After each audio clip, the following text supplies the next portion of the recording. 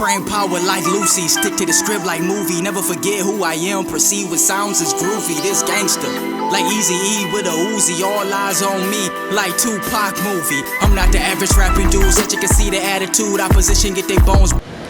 And I find that to be real interesting because even if you listen to a lot of spiritual teachings today, they pretty much have these same teachings. They pretty much have these same teachings. You know, withstanding from eating meat, withstanding from the sexual contact for a certain period of time, and all of these things in order to awaken higher spiritual aspects. So I found that very interesting. And they also talked about how this philosophy also moved into Europe. But with the Carthaginians, what I found real interesting is that they was placed in Africa. They are in North Africa, and these was pretty much black people. You know, these was pretty much, ain't no pretty much to it. They was black people, but they was mixed in with the Phoenician culture because you know, the Phoenician area, the Mediterranean, I believe, you know, so they came down and they mixed in with that area also. All right, so but these was black people, and that's what's real interesting to me when I read the book The Master Game, and I was real interested about these Carthaginians. I had no idea that they was melanated people, because, you know, the writers that wrote the book, you know, they didn't feel the need to express that about them. You understand what I'm saying? They didn't feel the need to really express the ethnicity of the people. So, you know, that's just something real cool. I found out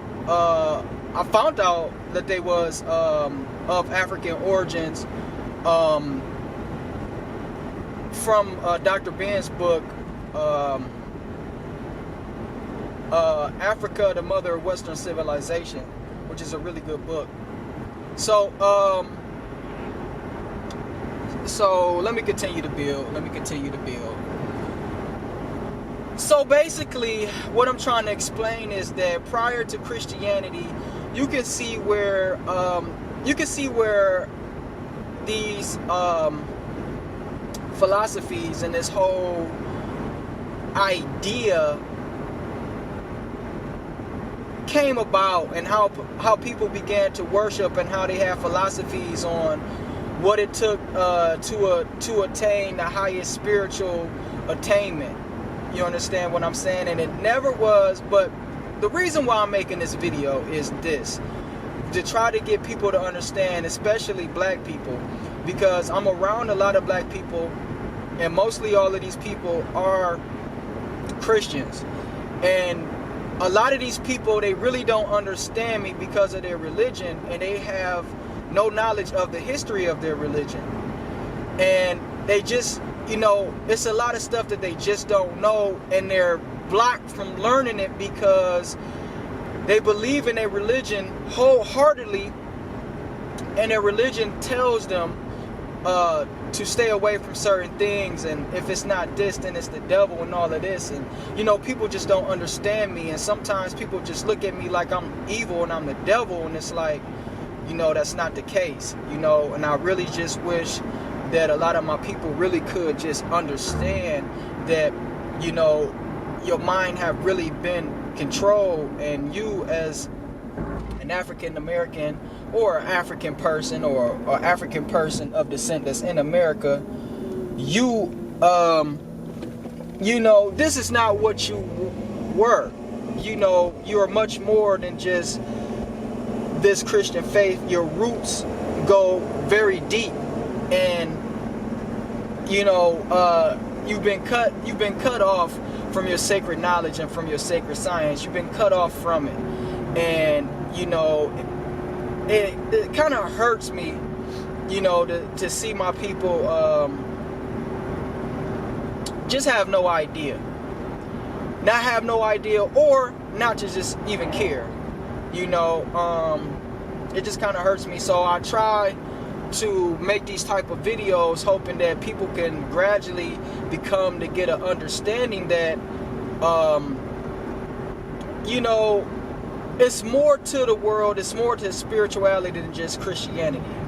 You know, I personally believe, you know, I won't just wholeheartedly just dog Christianity, because I have so many people and loved ones that's involved in it, and for me to do that will be to kind of hurt them in a way. So, you know, I will be honest and say, you know, yeah, there's good principles involved in Christianity. You know, yes, there's some things in it.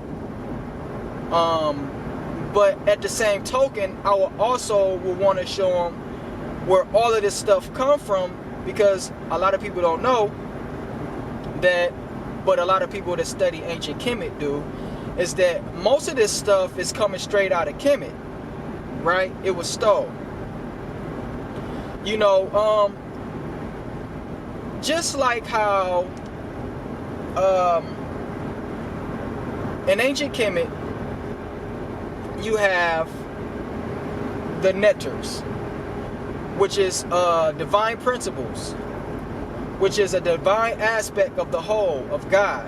Because see, in African thought, God wasn't just some mystical man high up in the heavens somewhere. God was a wholeness. God was a wholeness that everything was a part of. You understand what I'm saying? So when you look at the netters, and when you look at these monuments, when you look at ancient Egypt, and you see they have the animal heads and the human bodies, they're trying to describe a personality. They're trying to describe a principle, right? They're trying to describe this, and these principles are to be mastered and to be understood. You understand what I'm saying? And it's really, it really is a high science. It really is. It really is. But trying really hard not to lose my train of thought. So, but you can see how the netters, like you got Atum, Ra, Ptah, which is a trinity.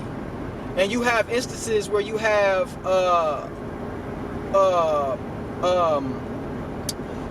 I believe it's Atum, you know, creating with the word, creating itself into existence and all of these things. And you can see where you can see the similarities inside of the Bible where this stuff come from.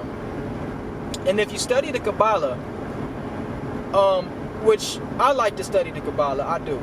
I'm not gonna lie about it. I like to study the Kabbalah. But what I really do like about the Kabbalah is that the Kabbalah is just proof. It's just a proof of how, you know, how the ancient Jewish mysticism and how this Jewish philosophy derived out of ancient Kemet. Why do I say that? Because when you're dealing with the Kabbalah, you're dealing with the Sephirah. And the Sephirah is, it's basically, it's a tree. It's called the Tree of Life. And in ancient Kemet, in the city of Anu, you had the Tree of Life, right? But back to the Kabbalah, the Tree of Life, it's 10 principles. And it's 10 principles that describe how everything in the universe comes into being, right?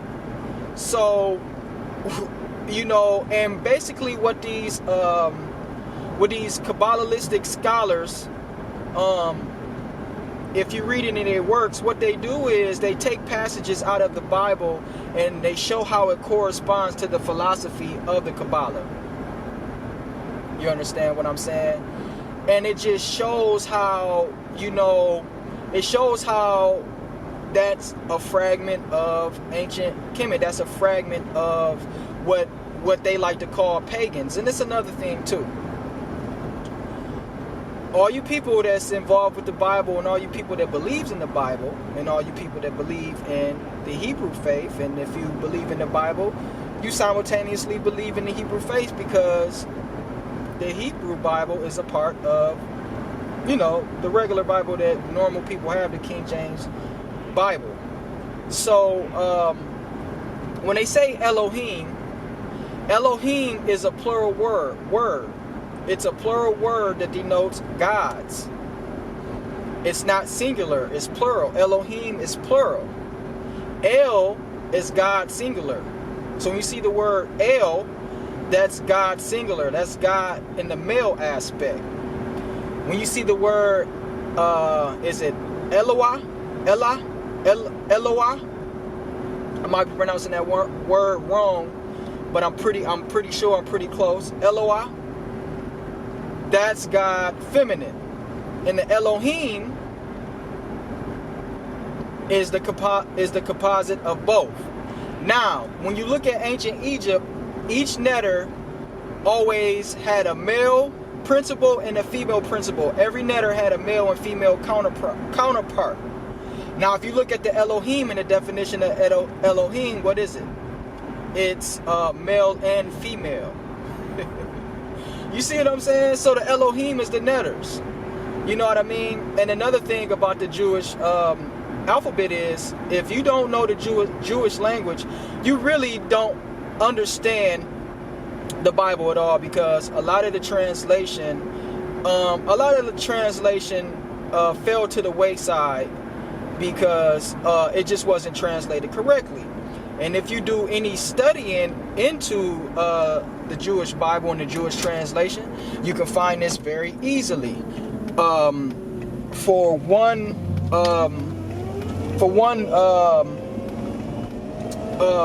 little example is that Noah's Ark, in the Jewish language, it wasn't depicted as an ark. It's not described as an ark. The word isn't an ark. It was just described as a container.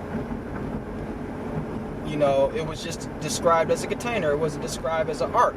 So, you know, little things like that. So if you don't get into the language, you will really truly never know.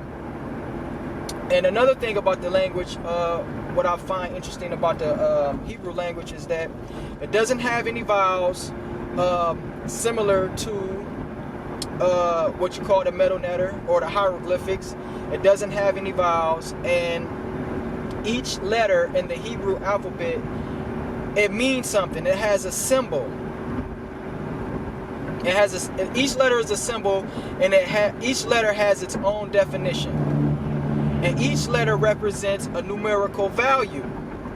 So what these Kabbalist scholars was doing was, they was finding hidden meanings inside of the words and inside of the Bible by looking at the actual meanings of the letters and looking at the actual meanings of all the letters that a word, you know, was composed of, and they would take all the meanings of these. Brain power like Lucy, stick to the script like movie. Never forget who I am, proceed with sounds as groovy. This gangster, like Easy E with a Uzi, all